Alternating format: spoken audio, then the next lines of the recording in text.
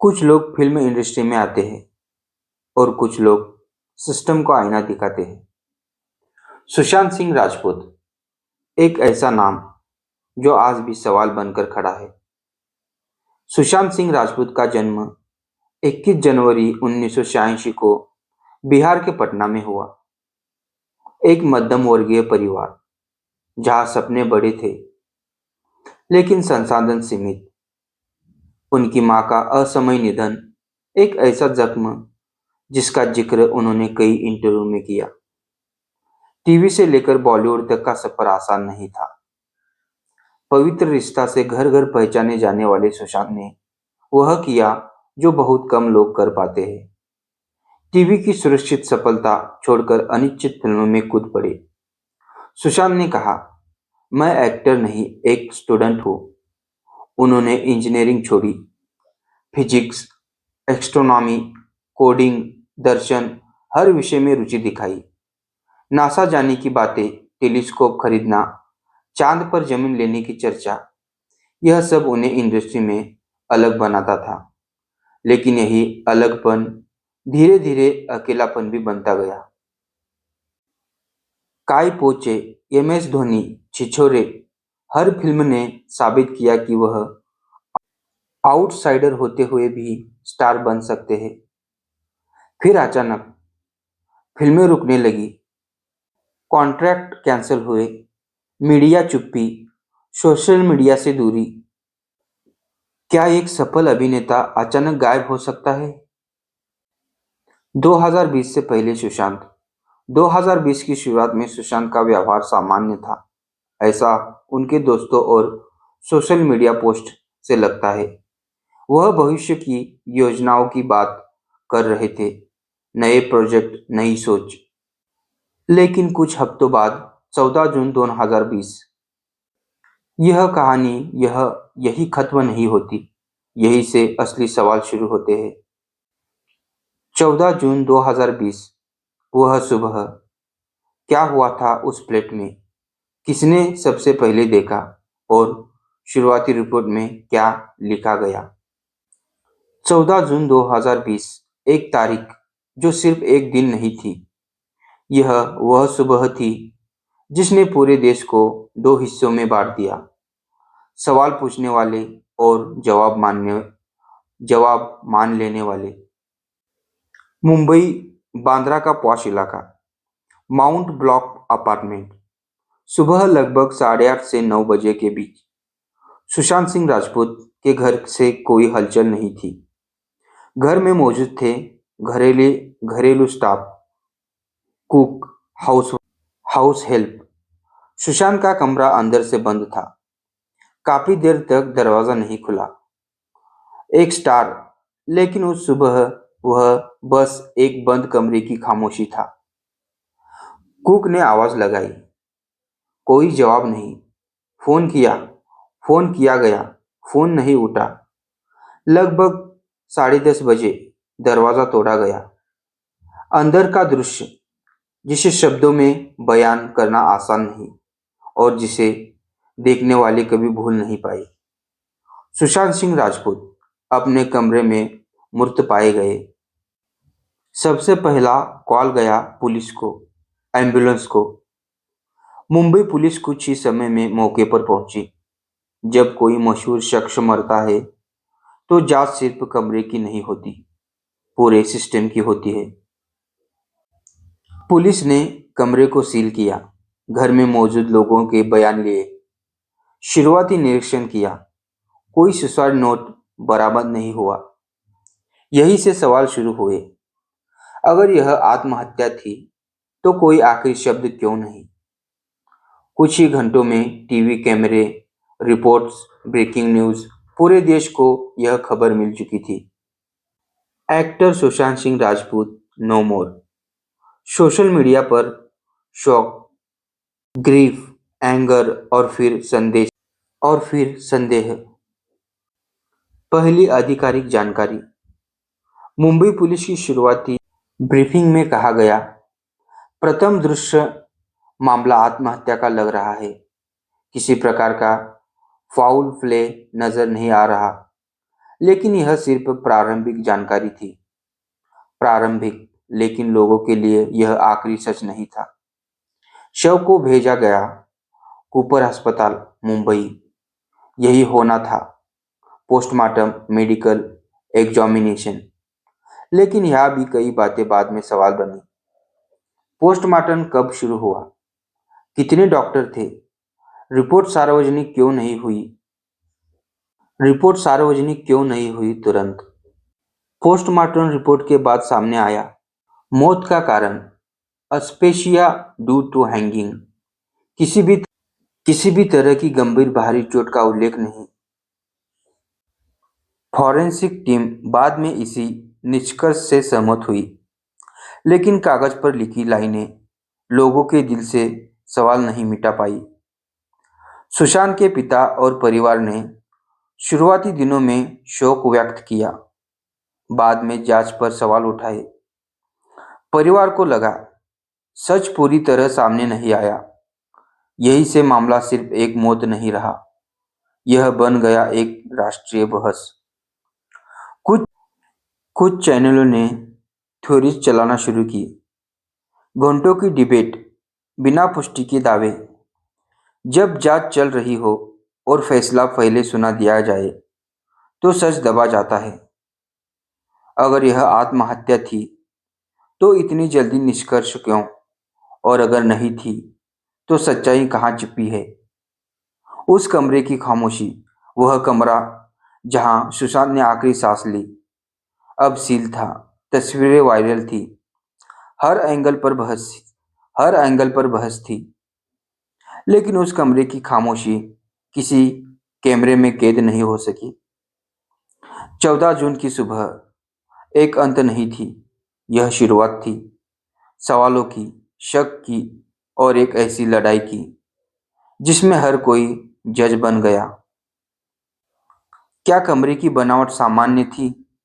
Furniture की position पर सवाल क्यों उठे? और क्या हर एंगल की जांच हुई? कभी कभी सच किसी इंसान में नहीं, एक कमरे में छुपा होता है। और अगर उस कमरे की ठीक से जांच न हो तो सवाल जिंदा रह जाते हैं। बांद्रा स्थित माउंट ब्लॉक अपार्टमेंट, एक शांत, सुरक्षित और high profile residency building. Flat का layout, hall, kitchen, 2 bedroom, balcony, attach bathroom. Sushant का कमरा फ्लैट के अंदरूनी हिस्से में था। यह कोई सुनसान जगह नहीं थी, लेकिन उस सुबह सब कुछ असामान्य था। जिस कमरे में सुशांत पाए गए, दरवाजा अंदर से बंद, एसी चालू, पर्दे आशिक रूप से खुले। कमरे में कोई अव्यवस्था नहीं। पुलिस के अनुसार कमरा लॉक फ्रॉम इनसाइड था। यही बात आगे चलकर जांच की नींव बनी। मीडिया में जो तस्वीरें और रिपोर्ट सामने आई, उनमें दिखा बेड, एक कुर्सी, स्टूल, पंखा, सीलिंग फैन। यही से जनता के मन में पहला बड़ा संदेह उठा। क्या फर्नीचर की ऊंचाई और स्थिति तार्किक थी? कुछ विशेषज्ञ ने कहा ऊंचाई पर्याप्त थी, ऐसा संभव है। कुछ ने कहा पोजीशन असामान्य लगती है। लेकिन यह सभी विश्लेषण फोटो और वीडियो पर आधारित थे, न कि प्रत्यक्ष जांच पर। यहाँ एक बड़ा सवाल उठा, क्या क्राइम सीन को पूरी तरह प्रिजर्व किया गया? कानूनन हर एंगल से फोटोग्राफी, वीडियोग्राफी, फॉरेंसिक मार्किंग की जानी चाहिए। मुंबई पुलिस का दावा था नियमों के अनुसार जांच हुई, साक्ष्य सुरक्षित किए गए। लेकिन कुछ तस्वीर के लीक होने से लोगों का भरोसा डगमगा गया।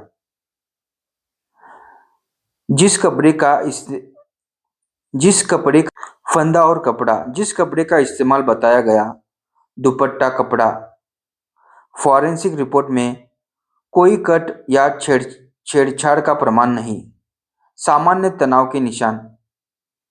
AIIMS टीम ने बाद में कहा लिगेचर मार्क सुसाइड से मेल खाता है। फिर भी अगर सब सामान्य था तो इतना संदेह क्यों? मनोवैज्ञानिक पहलू। कमरे में कोई सुसाइड नोट नहीं, कोई लिखित संकेत नहीं, लेकिन पुलिस ने कहा मानसिक तनाव की संभावना, डिप्रेशन का इलाज चल रहा था। यही से बहस दो हिस्सों में बट गई, मेडिकल और साइकोलॉजिक एंगल, साजिश और शक का एंगल। डिजिटल एविडेंस, कमरे से mobile phone, laptop, hard drive बरामद किए गए। इनकी call detail, message, email data बाद में जांच एजेंसियों को सौंपे गए, लेकिन इन जानकारियों को पब्लिक डोमेन में बहुत सीमित रखा गया। जब जानकारी कम हो, अफवाहें ज़्यादा पैदा होती है। एक और अहम एक और अहम सवाल, कमरा खोलते समय कौन कौन मौजूद था? घरेलू स्टाफ, पुलिस, बिल्डिंग स्टाफ, सभी के बयान दर्ज किए गए। बयानों में बड़े विरोधाभास सामने नहीं आए, लेकिन टाइमलाइन को लेकर कुछ अंतर जरूर थे। यही अंतर बाद में मीडिया बहस का हिस्सा बने। आधिकारिक जांच कहती है कमरा अंदर से बंद, कोई जबरदस्ती के निशान नहीं, फॉरेंसिक साक्ष्य आत्महत्या से मेल खाते हैं। सार्वजनिक सवाल कहते हैं तस्वीरें लीक क्यों तस्वीरें लीक क्यों हुई? कमरे की पूरी रिपोर्ट सार्वजनिक क्यों नहीं? हर एंगल की स्वतंत्र जांच क्यों नहीं दिखी? कभी कभी सच ही सही होता है, लेकिन पेश करने का तरीका गलत। और जब भरोसा टूटता है तब हर दीवार पर शक लिखा दिखाई देता है। यह कमरा एक व्यक्ति की आखिरी जगह था और एक देश के लिए कभी न खत्म होने वाला सवाल। यह तय करना किसी डॉक्यूमेंट्री का काम नहीं कि क्या हुआ, लेकिन यह पूछना जरूरी है क्या सब कुछ सही तरीके से बताया गया? मरने से पहले कोई इंसान आखिरी बार किससे बात करता है? कभी कभी वही बातचीत सबसे ज्यादा सवाल छोड़ जाती है। 14 जून 2020 से पहले के कुछ दिन जांच एजेंसियों के लिए सबसे अहम थे। मुंबई पुलिस ने सुशांत सिंह राजपूत के call detail recording, CDR, WhatsApp chat, message logs की जांच की। फोन झूठ नहीं बोलता, लेकिन उसकी भाषा समझना जरूरी होता है। जांच में सामने आया 13 जून की रात कुछ दोस्तों और जान पहचान वालों से बातचीत, कोई इमरजेंसी कॉल दर्ज नहीं। किसी कॉल में धमकी, डर, हिंसा का संकेत आधिकारिक तौर पर दर्ज नहीं पाया गया। यहीं पर एजेंसिया का निष्कर्ष था, कोई इमीडिएटल डेंजर सिग्नल नहीं। सुशांत के करीबी दोस्तों को, वर्कर्स और स्टाफ से लगातार पूछताछ की गई। अधिकांश बयानों में सुशांत शांत थे, भविष्य की बातें कर रहे थे, कभी कभी उदास लेकिन असामान्य नहीं। कुछ दोस्तों ने यह भी कहा वह बहुत सोचने वाले इंसान थे। यह हिस्सा सबसे संवेदनशील था। जांच में सामने आया सुशांत कुछ समय से मानसिक स्वास्थ्य से जुड़ा इलाज कर रहे थे। डॉक्टर से डॉक्टर से कंसल्टेशन, दवाइयों का रिकॉर्ड, एआईआईएमएस और अन्य मेडिकल विशेषज्ञों ने कहा डिप्रेशन हमेशा बाहर से दिखाई नहीं देता। यह बयान बाद में डॉक्यूमेंट्री और मीडिया बहस का अहम हिस्सा बना, लेकिन जनता का सवाल अलग था। अगर वह इलाज करवा रहे थे तो क्या परिवार और दोस्त पूरी तरह जानकार थे? क्या कोई दबाव क्या कोई दबाव था जो कॉल रिकॉर्डर में दर्ज नहीं हो सकता? यही से डिजिटल सबूत बनाम मानवीय व्यवहार की बहस शुरू होती है। जांच एजेंसियां ने कहा सभी डेटा सुरक्षित रखा गया, संवेदनशील निजी बातचीत सार्वजनिक नहीं की जा सकती, लेकिन इसी वजह से अफवाहों को जगह मिली। अधूरी जानकारी ने शक को जन्म दिया। जब सच चुप रहता है, अफवाहें बोलने लगती है। कुछ नाम मीडिया में बार बार उछले, दोस्त, सहकर्मी, प्रोफेशनल, कॉन्ट्रैक्टन, लेकिन कानूनी रूप से किसी पर भी मौत से जुड़ा आरोप। जांच में भी कॉल रिकॉर्डिंग में आपराधिक साजिश का कोई पुख्ता सबूत सामने नहीं आया। हर कॉल का जवाब रिकॉर्ड होता है, लेकिन हर दर्द का नहीं। जब भावनाएं सवाल बन जाती है, तब विज्ञान से जवाब मांगे जाते हैं, और इस केस में सबसे बड़ा जवाब था पोस्टमार्टम रिपोर्ट। 14 जून 2020 की दोपहर सुशांत सिंह राजपूत के शव को कूपर अस्पताल मुंबई ले जाया गया। यही हुआ पोस्टमार्टम, शुरुआती मेडिकल जांच, मृत्यु का कारण तय करने की प्रक्रिया। पोस्टमार्टम करने वाले डॉक्टरों की संख्या, समय और प्रक्रिया सब बाद में चर्चा का विषय बने।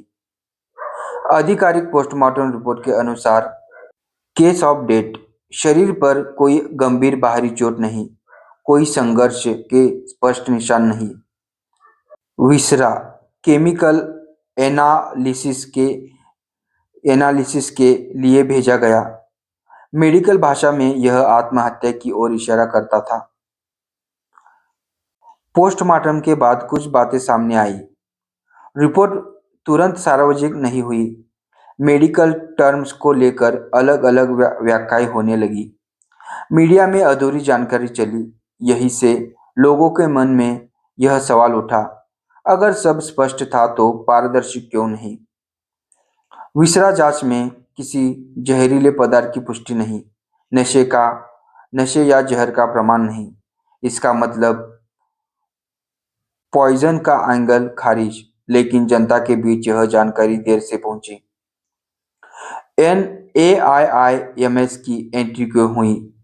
परिवार की मांग और जनता के दबाव के बाद मामले में शामिल हुई AIIMS, all India institute of medical science की फॉरेंसिक टीम। इसका उद्देश्य पोस्टमार्टम रिपोर्ट की स्वतंत्र समीक्षा, किसी भी मेडिकल शक को स्पष्ट करना। जब भरोसा टूटे तब दूसरी राय जरूरी हो जाती है। एआईआईएमएस की टीम ने पोस्टमार्टम रिपोर्ट, तस्वीरें, मेडिकल डेटा, फॉरेंसिक सबूत सभी की समीक्षा की। उनका निष्कर्ष, मृत्यु का कारण फांसी, ट्रैंगुलेशन या मर्डर के संकेत नहीं, कोई फॉरेंसिक विसंगति नहीं। एआईआईएमएस के डॉक्टरों ने सार्वजनिक रूप से कहा, मेडिकल साइंस के अनुसार यह आत्महत्या का मामला है। यही से दो धाराएं बन गई, मेडिकल और कानूनी निष्कर्ष। पोस्टमार्टम विसरा, एआईआईएमएस रिपोर्ट, पब्लिक संदेह, तस्वीरें, सोशल मीडिया विश्लेषण, यूट्यूब एक्सपर्ट, विज्ञान सबूत देखता है, जनता भावना। डॉक्टरों ने यह भी स्पष्ट किया, पोस्टमार्टम नियत नहीं बनता, वह सिर्फ शारीरिक कारण बनता है। इसका मतलब मेडिकल रिपोर्ट यह नहीं कहती इंसान ने ऐसा क्यों किया, उस पर क्या बीत रही थी। कानून की नज़र में मेडिकल रिपोर्ट सबसे मजबूत सबूत होती है।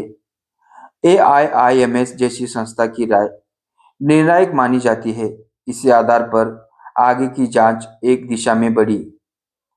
शरीर ने अपनी कहानी कह दी, लेकिन दिमाग और दिल अब भी सवाल पूछ रहे थे। मेडिकल साइंस ने अपना निष्कर्ष दे दिया, हत्या के कोई ठोस प्रमाण नहीं, हत्या के कोई ठोस प्रमाण सामने नहीं आए। लेकिन सच हमेशा स्वीकार नहीं किया जाता, खासकर तब जब वह हमारी उम्मीदों से अलग हो।